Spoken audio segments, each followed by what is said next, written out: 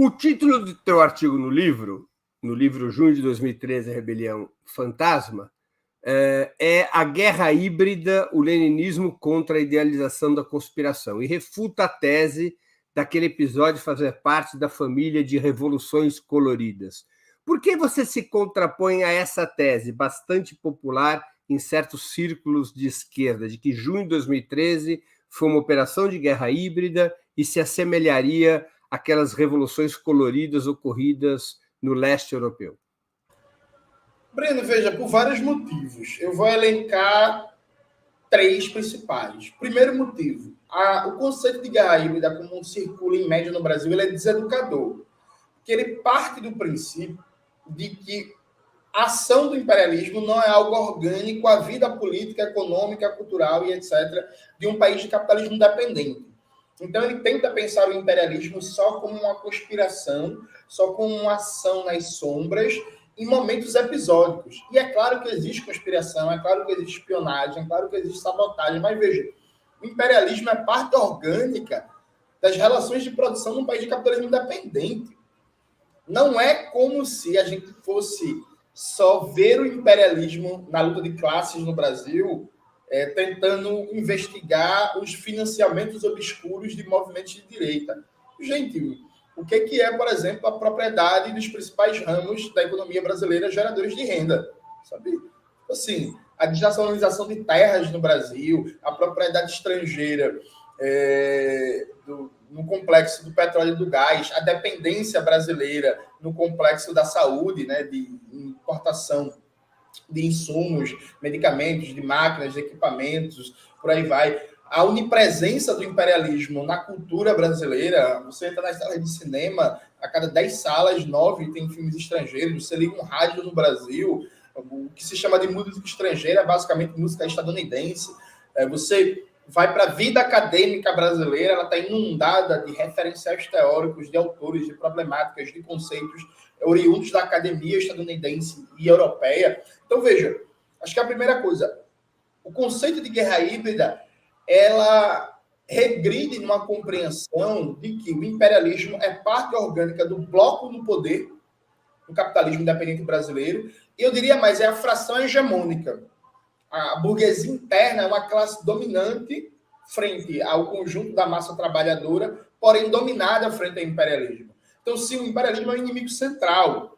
Só que o imperialismo, ele é constitutivo de todas as frentes de dominação, de exploração e de opressão do nosso povo. Ele não se manifesta só na conspiração, só na sabotagem, né? O imperialismo, por exemplo, só para dar um exemplo, quando o Lula lança a carta ao povo brasileiro na primeira eleição dele, ele está fazendo um acordo com o imperialismo para a manutenção de todos os contratos de privatização e tudo que foi entregue no governo FHC. Isso é uma manifestação da política do imperialismo. Sabe? Não dá para só ver imperialismo no momento do financiamento obscuro, no momento da espionagem. Esse é um ponto. O segundo ponto é que se ignora que guerra híbrida, enquanto uma tática de ação do imperialismo, por assim dizer, de potencializar as contradições internas, de forçar movimentos de massa contra um governo que se quer enfraquecer, ela só é possível numa era pós-movimento comunista. Que, na maioria dos países do mundo, não existe um ator político nacional organizado e forte que tenha capacidade da direção política para as insatisfações e os conflitos da sociedade. Então, veja, existem problemas reais no Brasil e na maioria dos países que têm interferência do imperialismo. Ou alguém vai dizer, por exemplo, que o problema do transporte não é um problema real. Era. Antes de junho de 2013, você pega de 2002 até 2012, o custo médio da tarifa tinha subido 70% acima da inflação.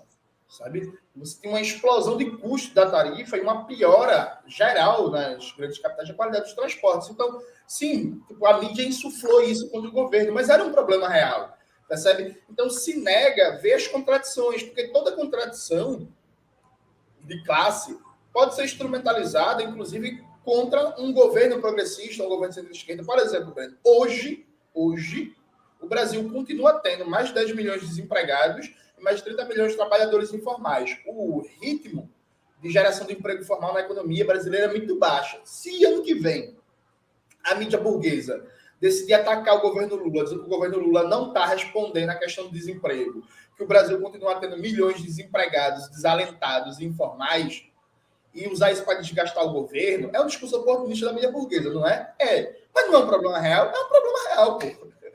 Continua tendo mais 10 milhões de desempregados, mais 30 milhões de informais, mais de 4 milhões de desalentados. Então, se empobrece a leitura das contradições da sociedade, as disputas que estão em torno das múltiplas contradições. E, por último, é uma categoria que serve para colocar o governo no lugar de vítima, né? E aí, veja, você colocou aí na tela o livro Marxismo, Psicanálise e Revolução, né, que foi organizado por mim, o Aribaldo Maia e o Christian Dunker. No meu artigo nesse livro, eu debato como o lugar de vítima, ela não demanda reflexão, ela não demanda autocrítica. O lugar de vítima demanda apenas solidariedade, né? A vítima, ela quer apenas solidariedade. Quando você colocar a junho de 2013 foi uma manipulação do imperialismo, que a gente foi vítima do imperialismo, você não precisa debater sua ação política, seus erros, seus acertos, sua tática, sua estratégia, percebe? Porque você foi vítima. Então, é uma forma covarde de se colocar num lugar de vítima, de coitado, e não fazer autocrítica nenhuma.